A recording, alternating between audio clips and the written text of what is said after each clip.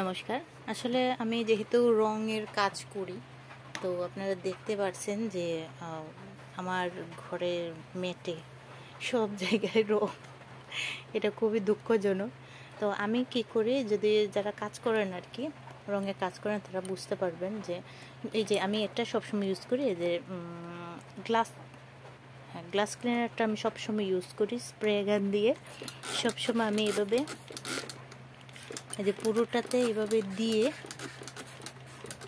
আমি একটু দেখাবো কিভাবে আমার ম্যাটটা আমি একটু পরিষ্কার করি। সব সময় আসলে ম্যাট এভাবে পরিষ্কার করা হয় না, যদি কোনো ধরনের কালারে ডিস্টার্ব করে, যেমন প্রচুর রং, তারপরে এগুলো তো যায় না, একটু কষ্ট হয়। তো আমি একটু দেখিয়ে দিই যে রঙগুলো কিভাবে যায়। যেহেতু আমি ফেব্রিক রং দিয়ে কাজ করি, তো আমার রঙের জন্য সমস্যা হয়। এগুলো আঠার, যেহেতু এই গোটাতে আমি কাজ করি, সব সময় দেখা যায় এই যে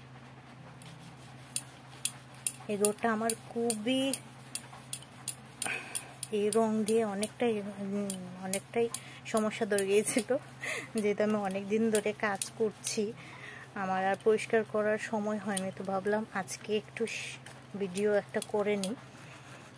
দেখা যাবে যে আমার কার্পেটটা কীভাবে আমি পরিষ্কার করি। যদি একদম বেশি ময়লা থাকে, তাহলে দেখবেন এই ময়লাটা উঠে গেছে।